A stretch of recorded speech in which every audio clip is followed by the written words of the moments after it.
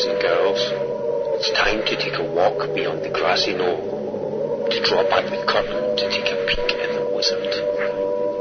Vyzygoth's Beyond the Grassy Knoll continues. Yeah, here we are. We're, as was so threatened, Beyond the Grassy Knoll continues. And we have with us today Gordon Comstock. The website is not ministryoftruth.com, which I said last time, which he must have been really pleased about, but it is GordonComstock.com. And the name, obviously, is not lost on anybody who understands Orwell, and that is deliberate, okay? So understand that that's what that's all about. And I just want to welcome you back on. How the heck you been, Gordon?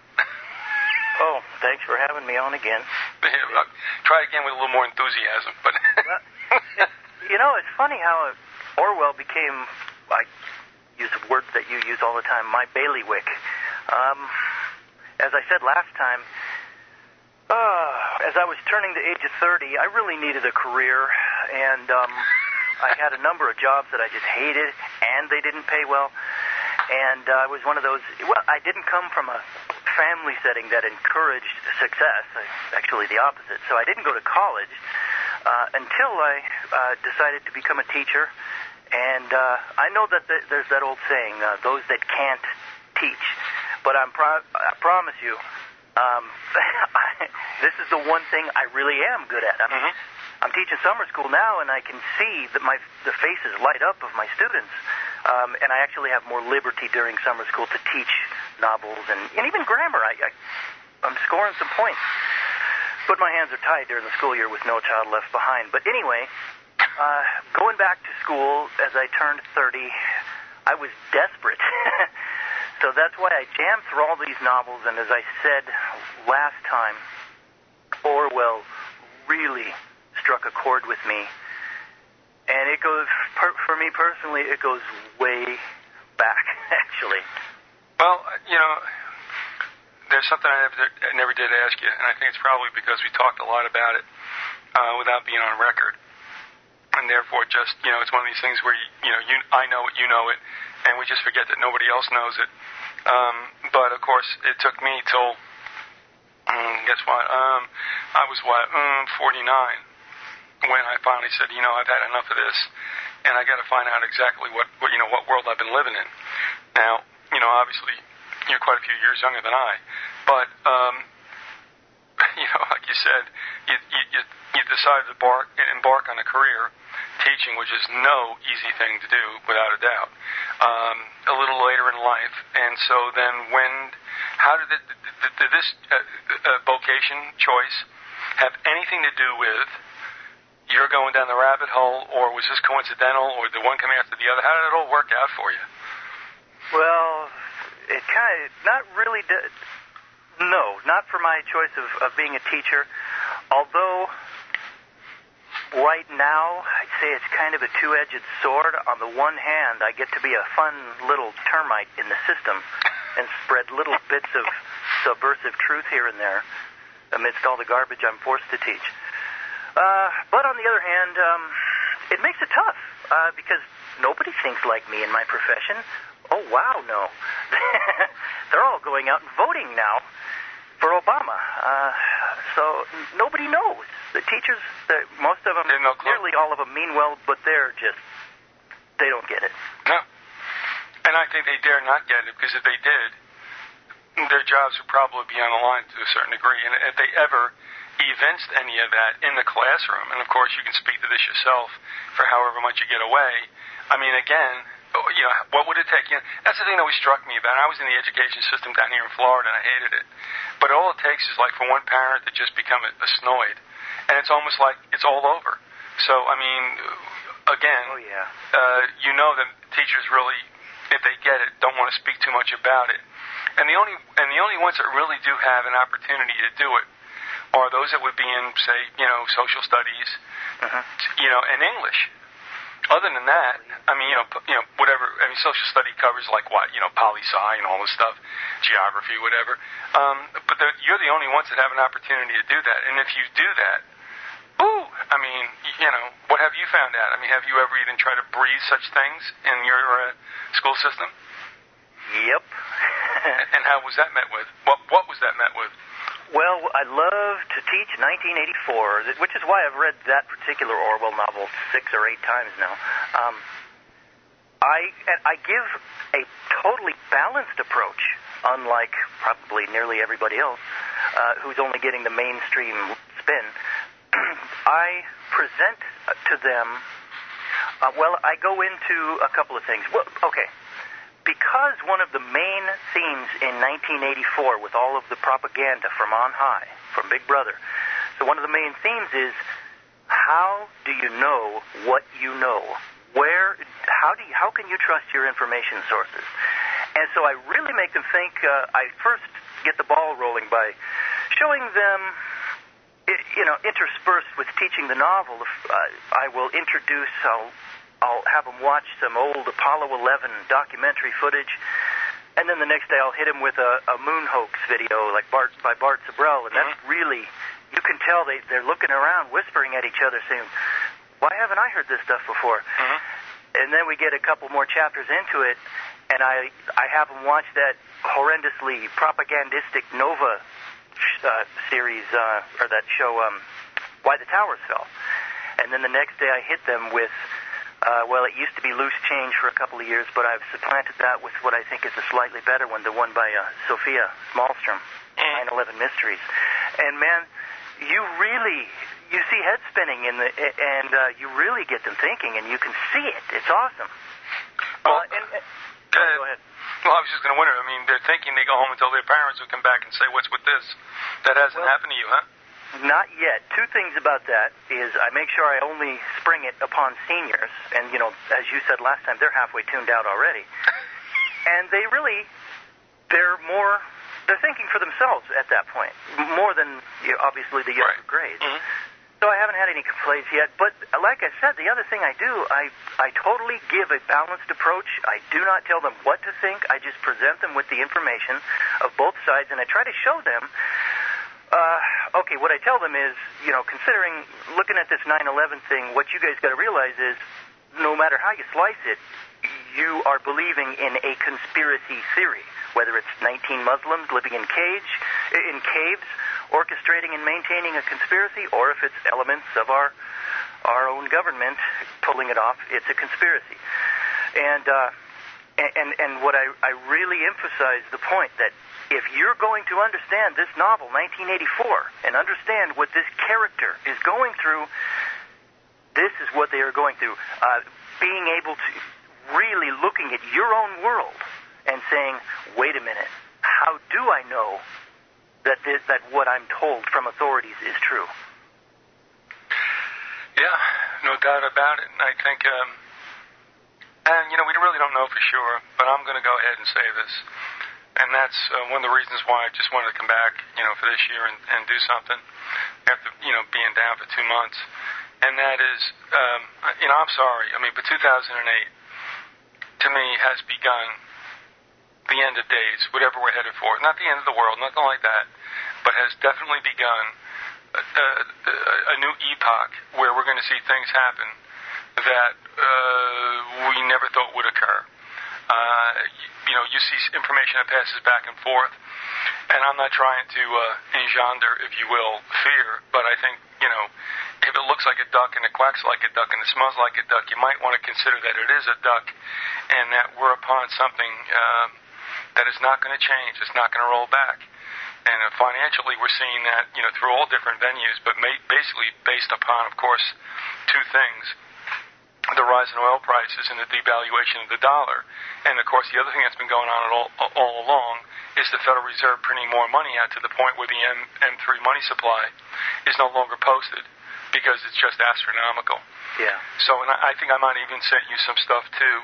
If I didn't, I was remiss in doing that with regard to the financial situation, and also one of those charts that show just how much the little baby Federal Reserve banks are borrowing from mom and pop Fed, which is by all means off the chart. So my point is that these children, I feel badly for them in a sense because they're going to be caught right in the middle of this machinery that is going to definitely how should I say, synthesize a new kind of life that not you, nor your folks, nor I, or my folks, or anyone really, have ever encountered. I mean, this is, I hate to say it, if it isn't the word brave, it's certainly a new world that's coming. Oh, yeah. I mean, and I'm saying this to you, being indelicate, because obviously, you have a child, not even a year old, or just a year old? A year and 6 months. Boy, I can't believe it. I can remember when she was born. Holy mackerel, a year and 6 months. Oh. And I mean, obviously, it's harder for yourself and for your wife, and for all those who have young children. And there is this bit, I think, about unwarranted optimism, some wishful thinking, because you have children, but it doesn't change the fact that what's coming down the pike, and it's not good. I mean, I don't know how else to say it. I mean, we are into something that is not going to turn around, and it's going to get exacerbated as we go along. Anyway, that takes us away from, in a sense, what we're talking about with Orwell, but it goes right back to what Orwell warned us about, and that is, and other authors did too, why did everyone portray the world to come as something very austere and bleak and regimented and, in essence, totalitarian? What you thought about that? You've seen the whole panoply of work about, from all those science fiction or nonfiction writers. Yeah. Well, I don't think it was just their imaginations. I do think, especially with a few writers in particular who wrote dystopian novels, I think they were connected and were privy to certain information, certainly Aldous Huxley, and more and more, I am sure of, George Orwell, who was at one time a pupil of Aldous Huxley was his French teacher. I didn't know that until recently. At one time at Eton, I guess. And that's another thing, too, while we're on this, and I'm glad you brought that up because I had forgotten. Because you had sent me a number of emails, which were a bunch of ahas about Orwell's background, and one of them was just what you just said, right? Yeah, I stumbled onto online, and, it's pretty easy just to do a search like, I'm a blue-collar guy. If you know how much my wife and I are working to the point where we hardly get to see our little baby right at present. But, so, what I have here are not first-hand sources. They're online, for second-hand, third-hand. But I'll tell you what, I have read a heck of a lot of Orwell. I have read a heck of a lot of books about Orwell. What I'm finding out just from doing an internet search, these pieces fit together and make a lot of sense. And what I found, there's an article about Orwell being in the Fabian Society. Now, I had talked about Orwell's possible connections with MI5 last time. Just since I talked to you last time, he may have had those MI5 connections. He did, after all, have a background in law enforcement, so that's very legitimate, and that writer W.J. West writes about this in The Larger Evils. However, I'm coming to really suspect that the Fabian connection is a lot more significant. And I was able to procure a book at not a cheap price, and I got it used, but it's called Fabian Freeway by Rose Martin. Came out in 1968, and what do you know? It's out of print. Viz, why is it all these books that tell us really aha type of truths are out of print? Who's the publisher on that, Gordon? Let me see. But anyway, she claims to have been a member of the Fabians. A Fabian, a former Fabian, and she gives lists, just like the CFR gives lists in this book. Okay, it's Fidelis Publishers Incorporated, Santa Monica. Now, that's not a big name. However, it does say on the cover that it was a bestseller in hardcover in the late 60s. So why is this out of print? I wonder. But one thing, this article that I got online, it's by a guy. It's called Orwell's 1984, The Future is Here, by David Goodman. And it appeared in some publication called Insight on the News, December 31st, 2001. Goodman claims, among other things, that Orwell was a member of the Fabians and that 1984 was a satire directly. It was a kind of in-your-face, not at we patriots like the idiots, patriots like Alex Jones want to say. No, he was throwing it in the face of the Fabians because, according to this book by Rose Martin, Orwell was in the Fabians from 1942 to 1947. Now that, for me, answers a lot of questions. I have always wondered, what is it that totally wrecked Orwell's optimism about socialism right before he wrote Animal Farm in 1984? Right. Because Animal Farm came out in 43, and in 48, 1984 came out. Now, previously, he had a lot of optimism as to where socialism was going. And all of a sudden, he didn't anymore, and it was more, I think it was more than just what he saw in communism perverting it. He saw, judging from these articles, that it was, behind the scenes, it was the Fabians supporting the communists. And let me tell you, the links, the little clues, I think, that give rise to the possibility that 1984 could be a direct satire upon the type of world that the Fabians wanted. And, okay, I told you last time that, and I accidentally said Maurice Webb. I was thinking Maurice Strong. What I meant was Sidney Webb and his wife. Beatrice Webb, right. Yeah. Those were the two leading founding Fabian socialists. And in the book, there's a part that really kind of sticks out because there's this phrase called duck speak, which is when a guy on the news, on the telescreen, just talks without thinking. It's just like a gramophone mind, or just repeats. He's like a parrot. But there's no other references to ducks or anything like that in the book, so there's a possibility that was a reference to the webs, webbed feet. But so ducks have webbed feet, right? Yeah, and it was kind of a sly, underhanded reference to the web. So okay. I'm beginning to believe that. But listen to this. What I didn't know until recently was the founding date to the founding year of the Fabian Socialists was 1884. And so what this guy, David Goodman, is claiming. And also, by the way, I also found this on a website called the www.modernhistoryproject.org. It says basically the same thing in a more succinct form. That Orwell chose the title 1984 as another jab at the Fabian Socialists, to mark the 100th anniversary, just to show them it's a reference back to 1884 when they were founded. And he really didn't have in mind that the world would be like this in 1984. He probably, had in mind more our day.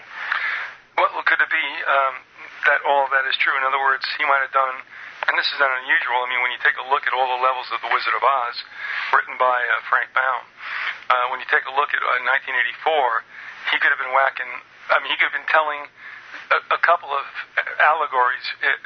One might have been a broadside against the Fabians, but also about what is going to happen, which, let's face it, the Fabians believed in. They believe in global socialism. Yeah. How draconian they want to get, I don't know, but all those characters come out of, again, London and such, where it was stated, as we talked about, I forget who was a guest on just before, last week, that talked about, it was the white man's burden. Oh, Kipling. Yeah, Kipling said it, but Rose is there too. It's a white man's burden to basically rule the world.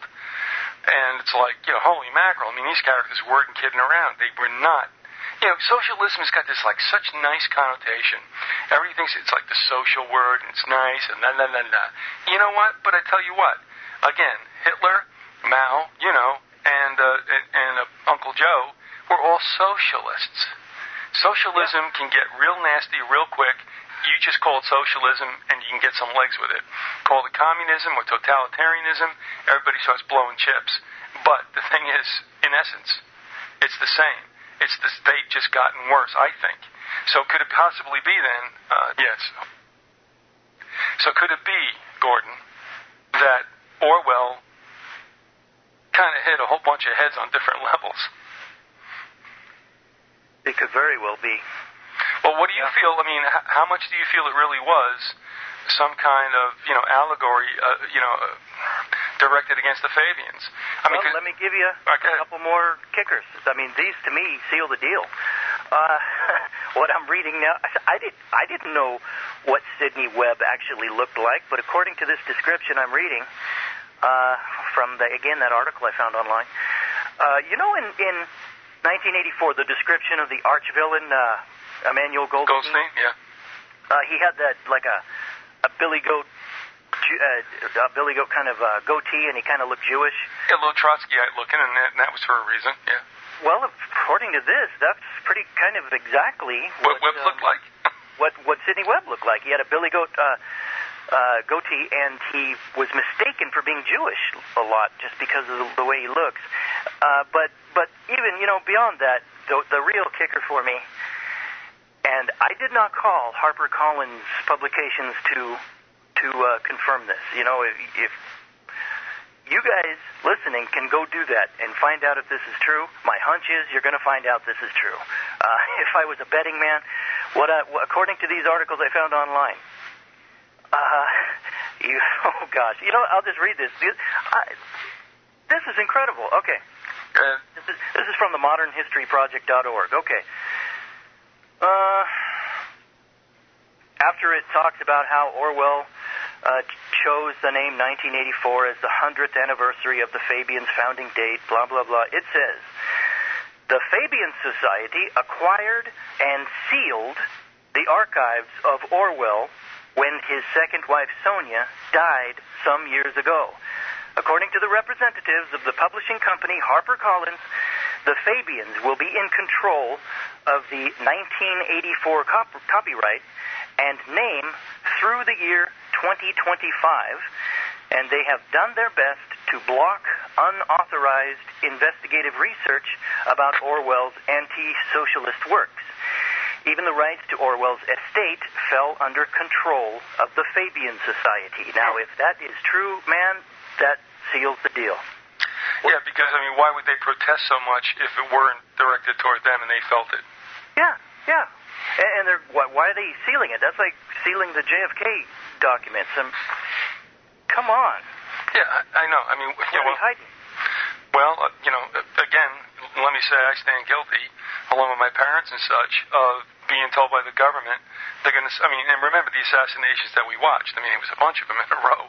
And we were just told, well, we're not going to hear about this until, 2025. And it's like, well, why? If you're telling us that isn't going to happen until then what are you telling us is in there? Stuff that we should know, which is, guess what? The bedrock of conspiracy, because it is a conspiracy.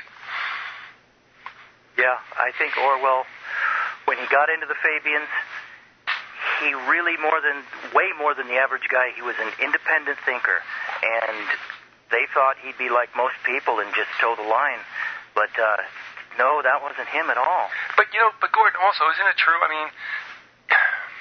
Driven by whatever, Orwell or Eric Blair went out and put his butt on the line. He got shot at, he was in revolutions, and these other cats just sit there in the Coefficient Club, in London, and sip tea or whatever they drink, and never put their butt on the line. And this guy comes back who was, somewhat bloodied in the revolution, and he must look at them like, you guys are like totally just, bullshit. Excuse me. Oh yeah, that's why to me Orwell was a real guy. Yeah, you'd never see Huxley or H.G. Wells go live the squalid life of a miner for 6 months and go live as a homeless guy also and then write about it. They wouldn't deign doing that. Or be a mercenary or a volunteer in the revolution. Yeah, are you kidding? Ew, not that. It's pretty miraculous, actually, that he survived. When you get shot in the neck, aren't many non-vital things a bullet can go. He could have missed. Yeah. Well, but that raises a good point. I don't know where you want to go from there. If you got some more quotes, I don't want to stop you from doing that. So first of all, I'm going to ask you if you have some, because I don't want to derail you from where you're going. Other than that, I would like to talk about what happened in the Revolution and whether or not that began a transformation of sorts and a metamorphosis of sorts in Orwell's life. So before I go off there, are there other places you want to go with the quotes that you have with regard to his relationship with the Fabians, etc.? Well, I'll tell you what. I'll give you this quick quote from Slater, and this kind of buttresses what I said before myself. I'm glad to see that Slater noticed this too and was commenting on it. The sudden change in Orwell around 1942-43, from optimism about socialism to total pessimism. Slater writes, and this is Ian Slater from The Road to Airstrip 1, he writes, "The appearance of Animal Farm in 1945, because it took 2 years to publish, it was too hot to publish, and 1984, which came out in 1949, constitutes a pessimistic and drastic reassessment of Orwell's earlier hopes for the disappearance of class distinctions." Yes, that sums it up. The something Orwell was introduced to at that time changed him, I think, and, well, for me, I think his introduction into Fabian socialism gave him a really bad taste. Let me ask you this first. I got a follow-up question. We're both, I know 1984 was published in the United States.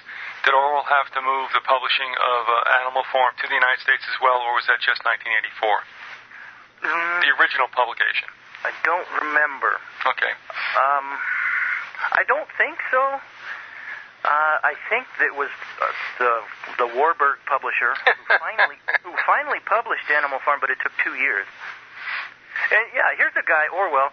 He was born into the middle class, but his parents overachieved and sent him to Eton, and he was always known there as, one of the boys who couldn't really afford to be there, but they were taking him on at a discounted tuition as a favor to his dad, who was a constable in India. And so he was a middle-class guy. He was not an elitist, but he did get the education of an elitist, but he never lost that distinction of, I'm not one of these guys. He despised intellectuals. And so what he did have, though, even though he retained this middle-class mindset, he had the connections of an elitist. He had a publisher who was a Warburg, like I said, and before that... That's interesting, yeah. He had a connection to a publisher who was, last name was Astor, was a member of the Astor clan. And what I didn't know last time I had mentioned that Orwell was also riling up the regular socialists. What I was thinking there, what I had in mind was his original publisher, whose name was Victor Gollancz. I thought Victor Gollancz was just a hardworking, regular, idealistic socialist type. Oh, no. What I found in this Rose Martin book is Victor Gollancz's name is right next to Orwell's in the roster of Fabian socialists. Okay. Well, going back to Eric Blair's life, when he goes off to the Spanish Civil War and then comes back, and I think that whatever period that is, I guess somewhere in the mid-30s, to obviously late 40s, and that's all that's left for him, about 15 years. I think he went through a number of transformations. That's what I picked up from Slater's book, which is now in your hands. Yeah. Well, first of all, did you pick that up as well? I mean, did you see somebody? I mean, there's all this other talk, and I think some of the bibliographical notes or site notes talk about his paranoia in France after he had been wounded, like he thought he was going to get assassinated. I don't know what that was all about. Maybe in Spain, yeah. Well, yeah, I mean, but I think he came back to France and was saying, they're out for me or whatever. But no matter... Yeah. Oh, go ahead, I'm sorry. Yeah, it may have been in France. I thought it was Spain, but I could be wrong. Yeah, you're talking when he met Hemingway in a cafe? Or there was some other talk about him meeting somebody, I believe it was in a Paris hotel or whatever, but he was extremely overwrought and thought that he was being, looked for. And being paranoid doesn't mean you're wrong. Why they might have wanted to clip him, I don't know, unless if they felt he was going to go back and, I don't know, do something revelatory about whatever he had witnessed in the Spanish Civil War. But go ahead. why they wanted to clip him, as you say, he had just gotten out of the hospital from his near-death experience, basically. He survived the sniper wound to the neck, and when he got out of the hospital, the anarchist unit that he had been fighting for had been suppressed and were being hunted down by the Stalinist forces who had backstabbed them, basically. They were supposed to be working together against the Francoists. And I don't know if you've ever read any Franz Kafka novels. Well, of course, The Great Metamorphosis, and a little bit of Enemy of the State or something like that. So if I use that adjective Kafkaesque, you know what that means? Yeah. You know, it means surreal. a surreal account, a surreal experience with government officials who are out to get you, and you don't know why. And the scary thing is, they don't even know why, but they want you. And reading the last couple of chapters in Homage to Catalonia, which is Orwell's account of what he saw in the Spanish Civil War, that's where he talks about fleeing with his wife had come to get him and whispered to him, don't talk out loud, we can't talk here. And his wife told him, you're being hunted down, we got to get you out of here. And he and his wife had to go very circuitously and get out of the country while the government was after them, the Stalinists and the Francoists. And it's very Kafkaesque, the description. He almost got killed several times. His buddies, who he had fought with, were being thrown in jail, never to be released. They just rotted there. And so that's why they wanted him. He was fighting for the wrong side all of a sudden. Well, it's interesting you say this, and this is just a really, really, I guess, crass reference to this whole bit about the government and this kind of Kafkaesque relationship. But I just got done watching, I don't know, it was something ridiculous with about Adam Sandler and Jack Nicholson, and he has to go into this anger management thing. Mm-hmm. Did you see this thing at all? I forget the name of it. That was on TV. Yeah, it was. But I mean, a friend was over watching TV. I literally don't watch it anymore. But that happened to be on, and I caught like 5 seconds of it. I haven't seen it though. No, I mean it was like, it was an insomnia. I had to turn the TV on thing, and he's on a plane, and he just wants a headset to listen to the movie, and the steward, the flight attendants are dissing him, and he just says, look, can I just get this? And they come back and go, why are you yelling? He goes, well, I'm not yelling.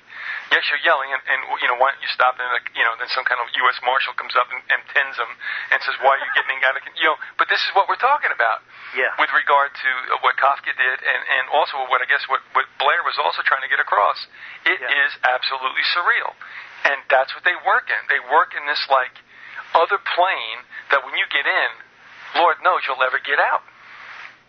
It's a maze that you can get lost in and killed in, and they'll just lose your paperwork. And well, let me ask you this, too. Because I've not thought about this, and this may be unfair to put it to you, but I mean, it was just your opinion, and it's worth for everybody else, because folks listen to it and they come up with their own ideas. They don't, put their trust in us, and that's a good thing to do, not to do. But how much, do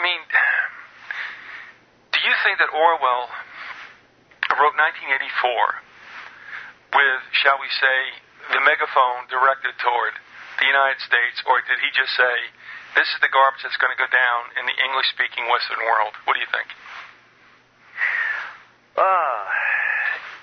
This is the common misperception, and this goes back to the lunkhead patriots who claim that Orwell was just like Aldous Huxley, Alex Jones, rubbing it in your face. Yeah, bad guy, yeah.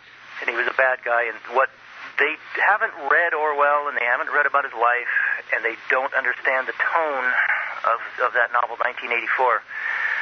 It's a satire. It's an extremely dark satire.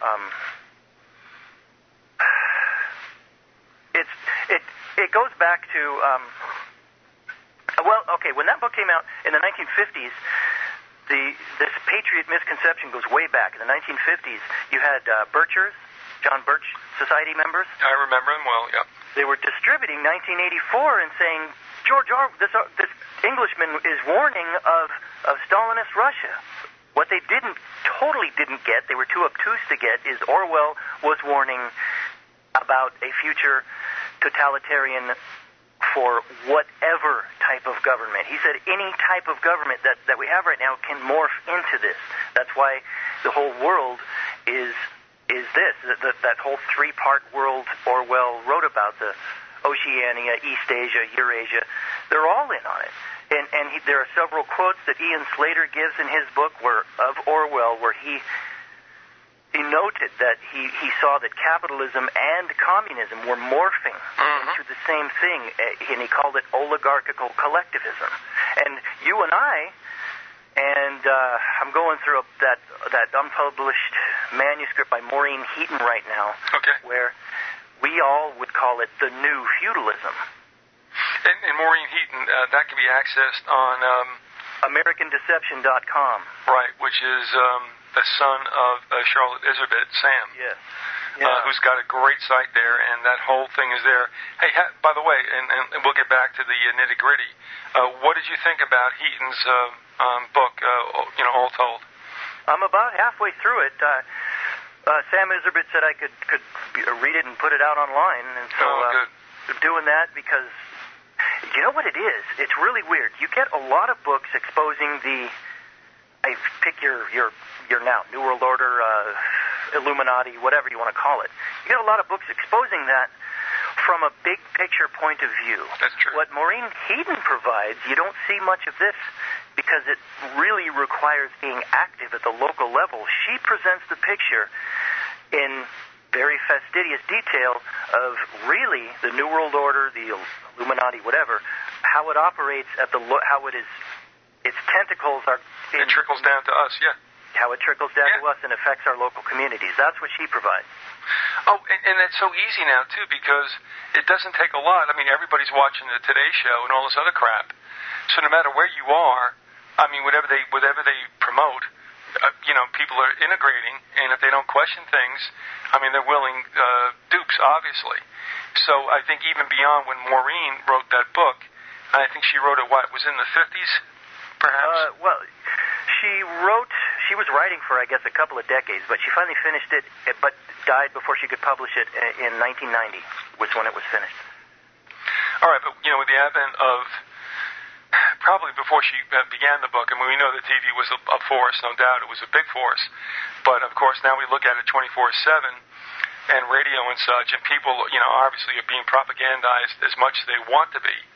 So that, I mean, it can go down a local level easily because everybody's listening to the same stuff. And, of course, whatever it is, whether it's state legislators or county magistrates or whether it's local, councils or whatever, they're all parroting the same stuff. So, without a doubt, it goes all the way down through. So, I mean, it's even easier now because people are so much more propagandized with the advent of 24/7 TV and, of course, all the alphabet networks and all their subsidiaries or whatever that are telling you what you should think. It's obviously a tough juggernaut to fight against, and I would say that probably the battle's being lost. But for those souls, and there are, people every day that poke their head up and go, you know what, I'm not buying this crap anymore.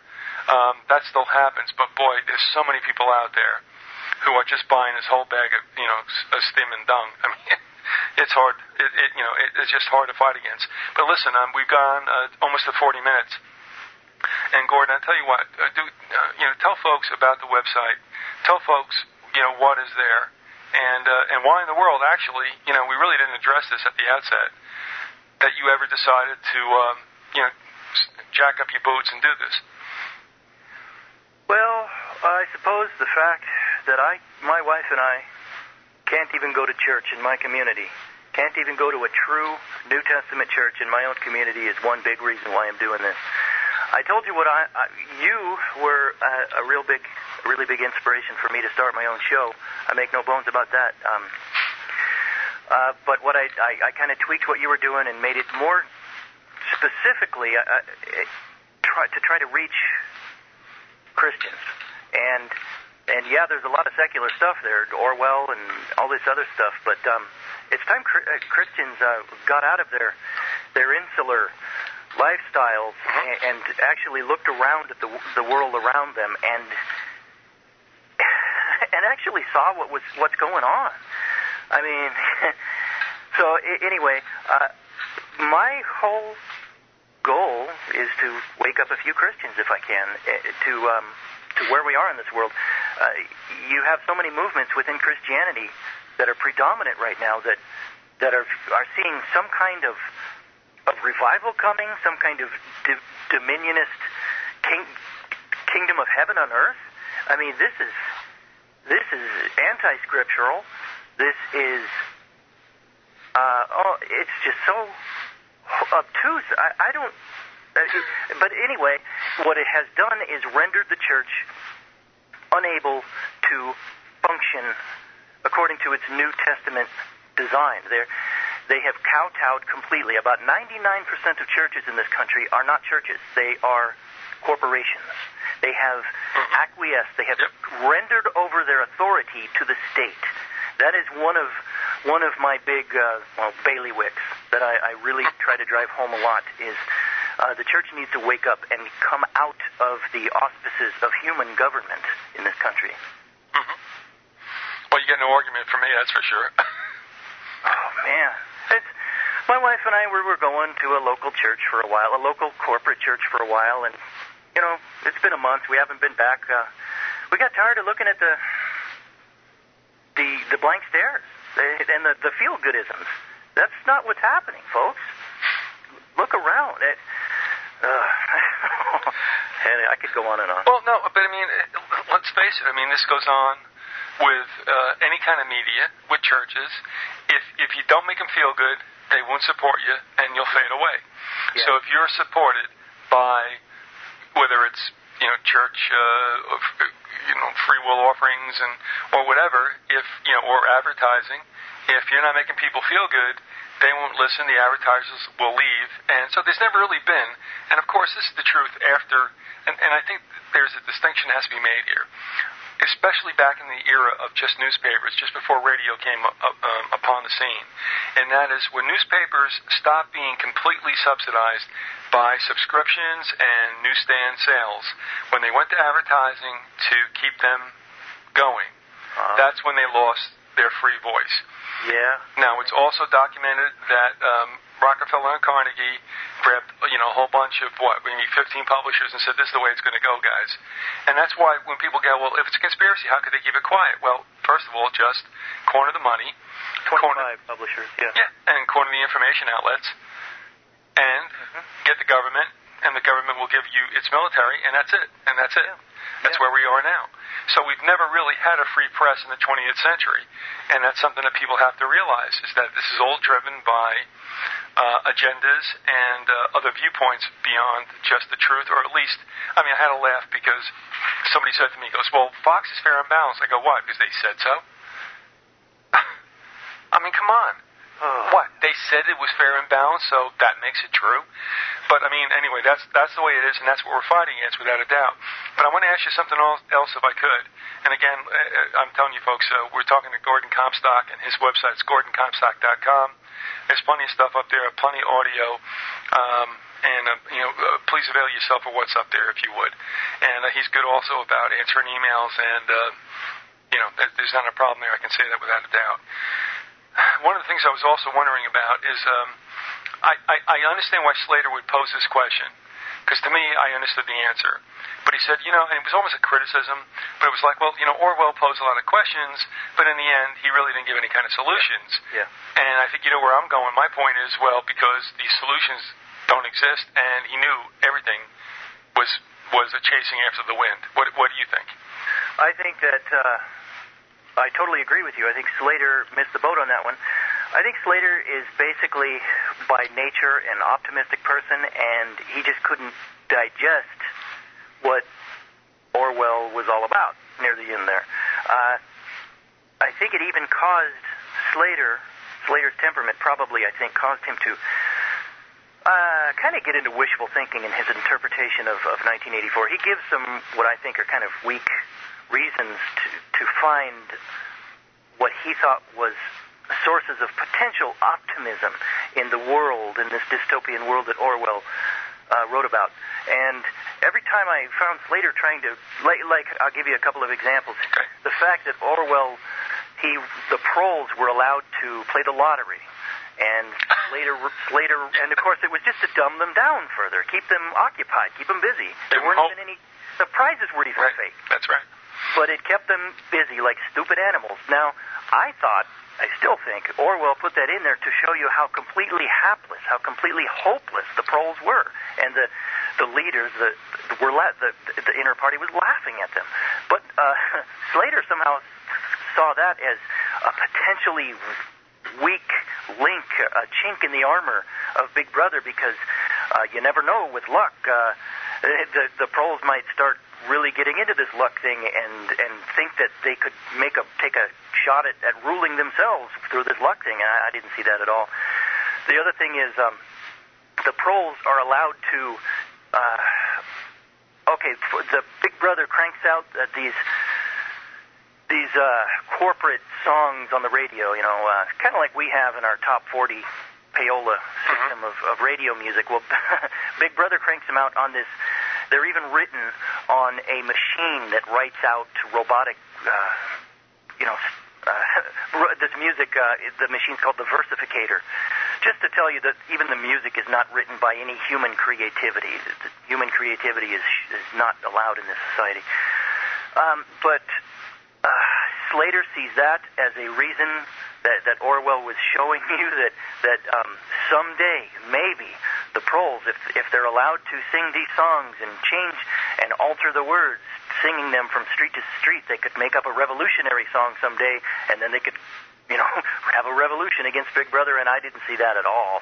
What I saw is again, Orwell was emphasizing the fact that the inner party was so secure in their position over these tremendously dumbed down animal-like proles that they could let them sing whatever they wanted. They didn't have to worry about a thing. But so Slater, I think he's basically an optimistic guy, and he sees what he wants to see, and I'm seeing what I want to see, and I think it's a pessimistic.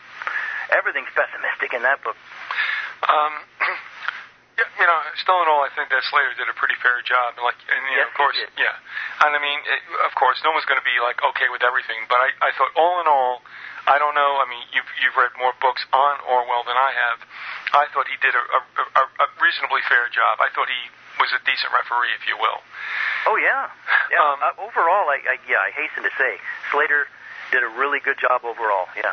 Now, there's a question too, and I don't know if that it's not moot, that it also isn't just, I don't know, somewhat,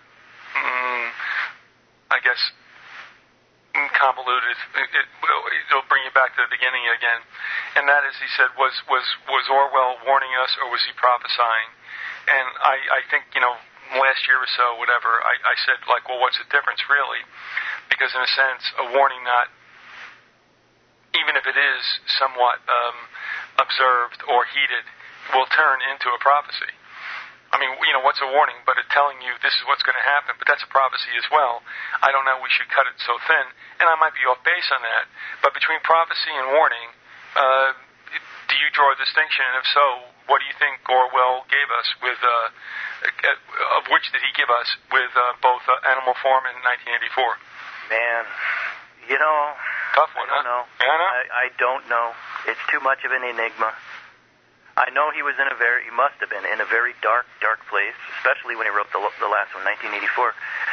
But there is an account that Slater gives a letter Orwell had written 7 months after he published 1984, and he died, of course, very shortly after that. And Orwell was saying how talking about his plans, what he wanted to do if he could just shake this tuberculosis. And he had some actual plans he wanted to do and some messages to get out with further books. I just think people go through phases, and the phase he was in when he wrote 1984 was completely fatalistic. It was exacerbated by a couple of really a couple of deaths in his family that were really close to him, his wife and his sister. That would affect anybody and turn their mood bleak for people go through grieving periods. But as you just said also, could it not be that Slater, being an optimist, was thinking that, and of course, when he wrote it, and this is back, in the 80s, I believe. Yeah. If Slater was an optimist, and I believe he was, as you said, accurately, if he thought it was, and I think he definitely believed it was a warning, but because he was optimistic, my point is, no, Orwell was being prophetic. Slater didn't want to believe that was going to be the way it was, and therefore called it a warning. And now, of course, too, we have the benefit of almost 20 years, actually over 20 years, and we can turn around and would you pile on, as I would, with the fact that no, Orwell was prophesying. Well, I think we can definitely, it definitely justifies using that adjective, prophetic, considering all that has come true in both Animal Farm and 1984. I think of people nowadays who even get it. People like really smart people, like the Collins brothers and other people who write book reviews and that I've read, where what they'll write is how Aldous Huxley's Brave New World has come true a lot more than Orwell's 1984. And when I read that and hear that, I'm scratching my head thinking, what are you seeing? I mean, yes, it's true. Huxley's book has come true, like in so many ways that we could go into, but I mean, it is at least equally true that 1984 is all around us. I mean, when I see something like Blackwater, that the mercenary group that we send over and pay 5 times, 10 times as much as our army to go kill people in Iraq, and who knows what they might do here someday. I'm sorry, you look at an organization like Blackwater, that's straight out of 1984, not Brave New World. And so, yeah, and plus the false flag operations that are in 1984. Well, we see that right and left in our society now with the Oklahoma City bombing and 9/11 and on and on. So, yes, 1984 and Orwell, they're extremely prophetic. All right, you never really found anything that was satisfactory with a link between Orwell being involved with Tavistock, right? No, just that brief blurb from that one website you found, and I know that John Coleman said he wasn't, and I figure he would know something. I'm definitely leaning towards the Fabian Society now. But also, what else he had?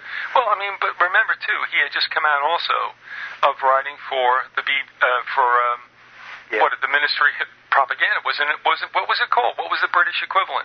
He was writing propaganda for the BBC, wasn't he? Yeah, the Ministry of, oh gosh. See, the truth of propaganda, but it's the same thing. Yeah, and it's really funny how he would get jobs like that, and he could always also, by the way, get mysterious loans from mysterious sources when he needed to. He didn't often avail himself of it, but it happened more than once in his life. And his wife was able to get these mysteriously, incredibly high-level jobs in the censorship department during World War II. So there's just all kinds of fishy stuff going on with the guy. I don't know what that ministry was called. Yeah, but it was almost right out of his book, by the way. Yeah. But in toto, I mean, for those who have come upon this interview who have not listened to us in time gone by, we would, well, I'll tell you what, I'm going to let you summate, and that is, when we look at Orwell, Eric Blair, do we see a bad guy or, in the end, a good guy who is trying to tell us this is the shape of things to come? Yeah, this goes way back for me, and it gets into that thing about lunkhead patriots not just saying things about Orwell that they don't, if they just repeat what somebody else said. I'll tell you, and this goes back to the first moment in my life when I want to even say then, I got it, even though I didn't really get it. For me, understanding how the world really works has come in stages, but my first stage was way too young. I think I was 5 years old, and my mom and dad, we were in a mall or something, maybe even a toy store. I remember coming out of this store feeling all giddy. Maybe it was Christmas time, and you had that giddy kid feeling of I'm going to get toys or whatever. And we got in the car, and my dad, who knew some of this stuff, boy, he did, and my mom, who didn't know any of this stuff, they were talking. And my dad, just as we were getting in the car, my dad got to telling my mom about this Antichrist figure who is going to be in power someday, and he was going to make everybody take this mark, and if you didn't take it, he was going to make you starve. And that was my first introduction to evil.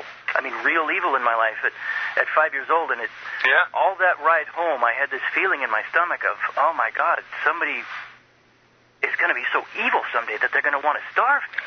And you know, and then in the years after that, my dad would sometimes talk about this Illuminati thing, and my dad made a big mistake there. He should never have told somebody, being that young, he should never have done that to me. You know, wait till they're a teenager, say. But I'll tell you what. Now, looking back, I'm glad he did tell me about this stuff rather than not tell me at all. And I would be, you know, I'm glad I know. Put it that way. Well, so, but there were 2 or 3 times when I was, say, 8, 9, 10 years old where the name George Orwell came up with my dad. And my dad told me, yeah, that Orwell guy, he was rubbing it in our faces, telling us what rich people like him are going to do to the world someday. And then, jump forwards 20 years, and I'm studying to be a teacher, I'm almost 30, and I encounter, for the first time, I seriously sit down and get into the book 1984, and I read this book. And my father had just passed away, by the way. And just my first go-through with that book, and my goosebumps all over my body, I realized this Orwell guy, he was not in favor of this stuff at all. He was warning about it, and I realized it, and I was just thinking to myself, Dad, you had it wrong about this guy, and I wish I could tell you now. And so this misunderstanding of so-called patriot types who think that Orwell was a bad guy, it goes way back.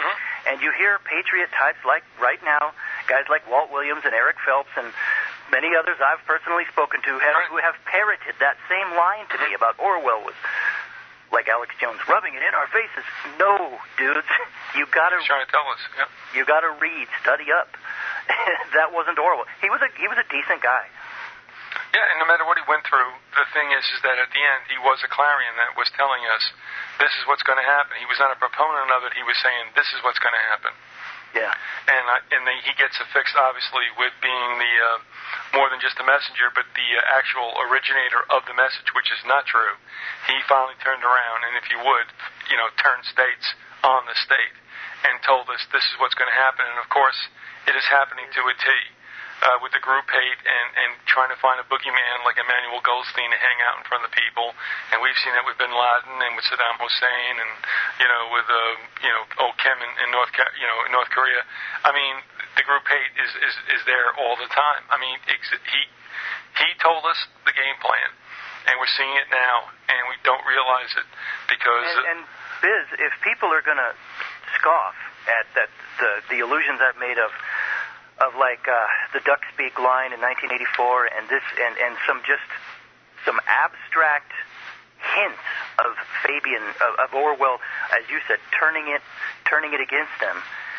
You got to understand, if he is going to get a book published and criticize these people, he's got to couch. He's got to couch it in very abstract terms, or because they're in control of the publishing houses. That's right, and hence that's why he had to go to the United States. They wouldn't do it first here in the UK. Yeah, okay. I believe that was the case in 90. That could very well have been, yeah. I think 1984 was published first here, and then later it came back to them. Also, I want to tell you this before we get into the goodbyes, but in tribute to what you've said about the little wink and a nod about duck speak and the webs. Well, what I'm going to play, and you'll not be able to really hear it as I bid you goodbye, but you'll be able to hear on the audio file. We're going to do a little thing which I think would be funny, but weren't so true. Going back to Monty Python and what the peasants were doing with the witch. Do you remember the witch? Oh yeah. Well, witch, well, she might be the same weight as a duck. Okay. They turned me into a newt. Oh yeah, I can quote that. Well, I got better. So anyway, with the webs and the duck speak, and I just happen to have recorded this before, And while you were speaking, I went rummaging through all my little CDs. And this will be our outro music, which isn't music at all. But I think, again, on many levels, unfortunately, this is so true. And this is from Monty Python back in like the early 70s. And we'll also affix it to the Fabians and the Webbs and Duckspeak. But anyway, before we let you go, again, folks, this is Gordon Comstock. The website is Gordon Comstock. My lips work for a certain amount of time. .com. And you can go there, and there will be a number of audios. He's very generous about what's up there, and a whole lot of other information. I would ask you folks to please, by all means, go there. The website unofficially is titled Ministry of Truth. Gordon, you okay with all that? Oh, yeah. All right, bro. What? Yeah, no, you got it. Sorry. What? No, what? I originally I wanted to have it be ministryofTruth.com. Now that was taken. Yeah, and for some reason, subliminally or subconsciously, I think... Oh. What? Can I say one more thing? Absolutely. Doggone. Okay, I want to tell you guys, your listeners, of a site to watch out for. I think I found me a real spook site. Now, maybe you'll help me out. Is it true that on the internet, if it's one of those funny sites like that, are they more likely to be the first one up if you do a Google search? Does Google have control over things like that? Well, do I know for a fact? No. Would it make sense that Google would put would put some stuff up first? Yeah. We all know the perfidy that Google has perpetrated. But do I know for a fact? No. But where are you going with this? Okay, there's a site, and I'm pretty sure it's out of England, and this person who runs it has the fake name Jackie Jura, and it's because Jura was the name of the island he went and okay, good, okay. On. And when you go there, it even looks real creepy because it has the pyramid with the all-seeing eye on top. It's called OrwellToday.com. I'm pretty sure that's a spook site or something very questionable. And what happens is it whacks Orwell too, right? What's that? It whacks Orwell too, doesn't it? Well, what they do is they'll take emails from people and print them questions about Orwell, like he's some kind of expert, this Jackie Jura person. And what they'll do is anything having to do with conspiratorial anything, they'll poo-poo it and print your letter, your question, with their response, their poo-poo response. And what happens, though, is when you write back and say, look, what you did doesn't make sense because blah, blah, blah, and even when you call them on it where they're being hypocritical, they'll never print your response letter, your rebuttal letter. But everything about Orwell is just totally on the level and mainstreamy, and that's all you'll get on this site. And I'm pretty sure it's a spook site. It's a disinfo site. Watch out for it. All right, good enough, and everybody will go there, and they'll be happy as heck to get all these hits. But it's true. I'm sure. You're right. Yeah. No problem. But he's a jerk. Watch out for him. Woo! All right, this has been Gordon Comstock, and again, like we said, the website is GordonComstock.com, and we've been talking about Orwell, and we've been doing this for quite some time. And I don't think that the whole deal is really over, but this brings us up kind of to a date because Gordon had asked for that book, Orwell, The Road to Airstrip 1, and he got it and did his exegesis of it, and it was worth it. So thanks a lot. And Gordon, I'll tell you what, we'll see each other down the road. And as you can enjoy as we say goodbye, Monty Python and the way things really are with people in the world today. Okay, God bless, Biz. We'll see you later. All righty, bye-bye. Bye-bye.